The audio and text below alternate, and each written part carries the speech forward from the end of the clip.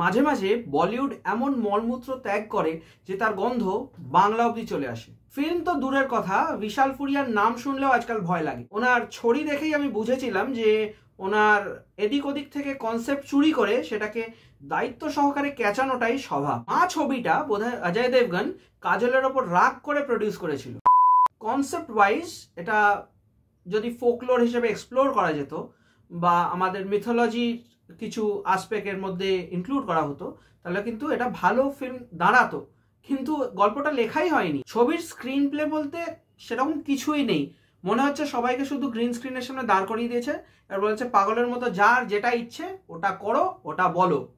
আর সত্যি বলতে এই বিশাল ফুরিয়া বলুন বা দেবগন ফিল্মস যাই বলুন, এদেরকে না জুতো মারতে ইচ্ছে করে। বাঙালিদের নিয়ে কি খিল্লি করেছে? বাংলা ভাষার পুরো বাবা মা ভাই বোন যা বলুন তাই করে দিয়েছে।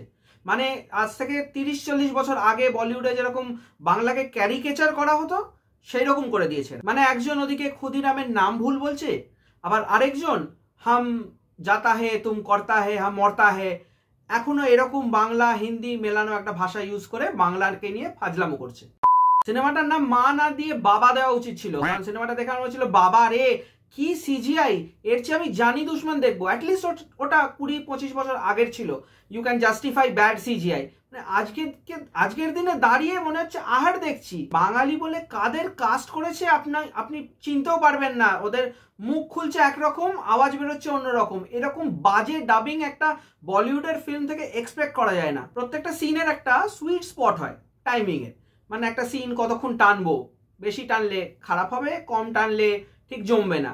আর বিশাল ফুরিয়া, ওনার নামটাও বলতে ইচ্ছে করে না, উনি জানেন একটা সিন কতক্ষণ রাখা উচিত। একটা সিন আছে যেখানে ইন্দ্রনীল সেনগুপ্ত গাড়িতে বসে রয়েছেন, গাড়িটা হঠাৎ করে সাইড করে উনি একটা মেসেজ পড়লেন, মেসেজ পড়ে দাঁড়িয়ে গেলেন এবং গাছ এসে অ্যাটাক করলো। স্পয়লার কিছু নেই, এটা একদম সিনেমার শুরুর দিকেই রয়েছে। এবং সিনটা না এত ইডিয়টিক, আপনার মনে হবে আহাট বা সেই আচানক 37 সাল বাদ ওই যে সিরিয়ালগুলো হতো ওর রাইটিং অনেক বেশি উন্নত হতো। এর রাইটিংটা মনে হচ্ছে কোনো 5 বছরের বাচ্চা লিখেছে। গাছটা এসে অ্যাটাক করলো, সিজিআই তো অখাদ্য এবং একটা মানুষ ওভাবে বিহেভ করতেই পারে না। ও আম্বি আম্বি বলে 5 মিনিট ধরে আম্বি আম্বি আম্বি করেই যাচ্ছে, মানে পাগল হয়ে গেছিল ডিরেক্টর। লাস্ট আমি কাজলের দোপাত্তি দেখেছিলাম, এই সিনেমাটা দেখলাম। কাজলের দ্বারা মনে হয় না আর অ্যাক্টিং হবে। এককালে ভালো অ্যাক্টিং করতো, গুপ্তে ভালো অ্যাক্টিং করেছিল, দুশ্মনে ভালো অ্যাক্টিং করেছিল, বাট ইদানিং ওনাকে দেখে যেটা মনে হচ্ছে যে উনি ওই কুছ কুছ হোতা হে বা ওই কবি খুশি কবি গম এই ফেজ থেকে আর বেরোতে পারেননি। ওই ফেজে পুরো করণ জোহর ফেজে উনি আটকে গেছেন। এবং thriller horror please Kajol please আর না। সিনেমায় মানধাত্তা আমলের অ্যানিমেশন ইউজ করেছে এবং এআই ইউজ করেছে। মানে আমি বুঝি না, কোটি কোটি টাকার বাজেট, সেখানে এরকম ফোকটিয়ার এআই কেন ইউজ করে এরা? এর ইউটিউব কন্টেন্ট ক্রিয়েটারদের দেখবেন, মানে এআই ইউজ করে মাথা খারাপ হয়ে যাবে।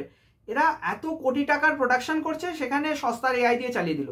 আর ডায়লগ তো একদম সড়ক ছাপ ডায়লগ, আর ডায়লগের মাথা মুন্ডু নেই, মানে কোনো রেলিভেন্স নেই স্টোরির সাথে।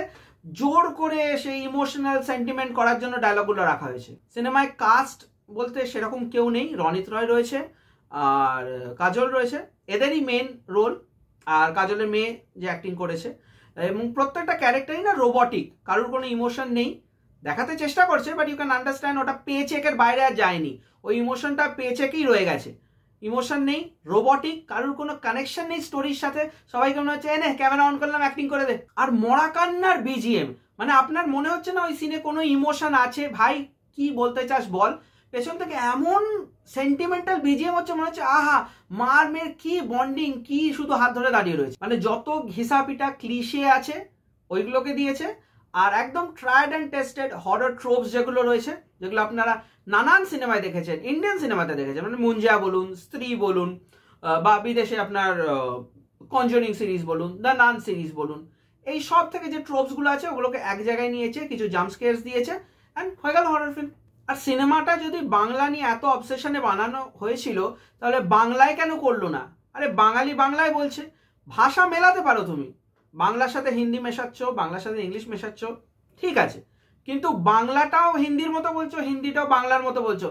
পাগল না মাথা খারাপ? আর দৈত্য মানে যে মেন ভিলেন, ওটা কি মানে ওই সেই রোবট 2 এর অক্ষয় কুমারের থেকে ইন্সপায়ার্ড। সিনেমার স্টোরি একদম weak, screenplay super boring and robotic, এবং প্যানপ্যানানি ড্রামা আর কান্না, এইটুকুই রয়েছে সিনেমাতে। আপনারা যদি ছড়ি দেখে থাকেন বিশাল ফুরিয়ার, তাহলে আর এটা আলাদা করে দেখার কিছু নেই। This guy is particularly obsessed with periods. ওনার সব স্টোরিতে ওনার পিরিয়ডস থাকে। ভূত পিরিয়ড দেখলে পাগল হয়ে যায়, উনি নিজে হন বোধহয়, এবং উনি কন্ট্রোল করতে পারেন না, একটা অসভ্য ইতর লোক, ঠিক আছে। আর পিরিয়ডের ডেপিকশনটাও এত অদ্ভুত, মানে মনে হয় না সেটা পেছনে স্টাডিও করেছে এক ফোটাও। সিনেমাতে কোনো সাসপেন্স, টেনশন, থ্রিল, হরার এলিমেন্ট কিছু নেই। শুধু ডান দিকে তাকাবেন কিছু নেই, বাঁ দিকে তাকাবেন কিছু নেই, আবার ডান দিকে জাম্পস্কেয়ার। ছবিতে যিনি দৈত্যর ক্যারেক্টার প্লে করেছেন, ওনার বডিটা শুধু দেখবেন, মানে ধুতি পরেছিল, ধুতিটা অলমোস্ট খুলে যাচ্ছিল। এটা রেখে দেওয়া হয়েছে ফাইনাল কাটে।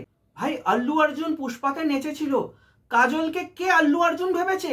মানে ওই টাইটেল ট্র্যাকের ওই নাচটা দেখে আমার সিরিয়াসলি গা গুলে উঠেছিল। মানে not to be offensive or anything, কাজলকে ওই স্টেপস ওই নাচে মানাচ্ছে না। আর সালোয়ার কামিজ পরে মা কালী, বাহ, মানে বাঙালিদের গালে চর তো মারছিলই, মা কালীকেও ছাড়লি না বাবা। যেরকম অখাদ্য সিজিআই, সেরকম বডি ডাবল ইউজ করে করে অ্যাকশনগুলো করেছে। আর অ্যাকশনে মনে হচ্ছে যেন ওরা নড়েইনি।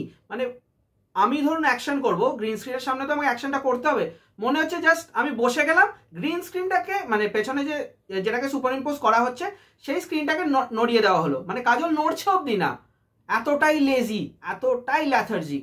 আপনাদের যদি স্পোর্টস ভালো লাগে তাহলে ক্লাইম্যাক্সটা খুব ভালো লাগবে, কারণ এখানে ভূতেদের সাথে কাবাড্ডি কাবাড্ডি কাবাড্ডি কাবাড্ডি খেলেছে। শ্রীদেবীর মম বলে একটা সিনেমা বেরিয়েছিল, ওই সিনেমাতে দেখবেন মায়ের ইম্পর্টেন্সটা কিরকম ভাবে মেয়েটার জীবনে দেখানো হয়েছে। মানে মেয়ে আর মায়ের কেমিস্ট্রি, কেন মা এতটা ইম্পর্টেন্ট ওর জীবনে, মা কিভাবে রিভেঞ্জ নিচ্ছে ওর হয়ে। এখানে কিচ্ছু নেই, মা স্টোরিটা পুরো ভাওতাবাজি। মানে মা স্টোরিটা শুধু মানে ক্যাশ গ্র্যাবের জন্য রাখা হয়েছে। মানে মা কালীও নেই, উনি নিজেও মা হিসেবে একটা ফেলিয়ার। এটা জেনেছে যে মা নামটা রাখবো, সেন্টিমেন্টে লোক দেখতে আসবে না। হল তো আজকে ফাঁকা ছিল, মনে হয় না কাল পরশু খুব একটা লোক হবে। এই সিনেমাটার আমি আর কোনো চুলচেরা বিশ্লেষণ করব না। এর বিজিএম, সিনেমাটোগ্রাফি, ডিরেকশন কিচ্ছু বলতে চাই না। It's a piece of shit. এই সিনেমাটা কারোর হলে গিয়ে দেখা উচিত না। This first of all it should be banned, because বাঙালিদের এত বড় করে অপমান করা হয়েছে। এবং this is not art, this is not art. আর আমি যতদূর জানি মা বলে আগেও সিনেমা হয়েছে, মোস্ট প্রবাবলি জয়প্রদা ছিলেন, আমি জানি না, আই হ্যাভ টু চেক।